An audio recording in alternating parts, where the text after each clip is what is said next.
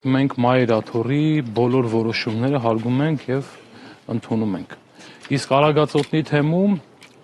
ես կասեմ տիրում է եղբայրական սիրո մթնոլորտ եւ բազմիցս ասել եմ տիրում է եղբայր եւ հայր զավակ հարաբերության վրա հիմնված կյանք եւ այսօր էլ այս աղոթքը դրա վառ վկայությունն է։ Եվ ժողովուրդը եւ մենք հոգեվորականներս եղբայրական սիրո վրա հիմնված շարունակում ենք մեր հոգեվոր ծառայությունը եւ սպասում ենք, որ այդ հոգեվոր ծառայությունը կմիանան մեր հոգեվոր հայրերը եւ եղբայրները, ովքեր այսօր անազատության մեջ են։ Մենք միշտ հոգեվորականներս ասում ենք, բոլորն էլ մեր հավատացյալներն են, բոլորն էլ մեր զավակները, եղբայրներն ու քույրերն են ի Քրիստոս։ Մենք ամենայն դեպս չենք բաժանում, մենք չենք ատում ոչ մեկի, որովհետև մենք հիմնվում ենք այն մտածելակերպի վրա, որ եկեղեցին ոչ թե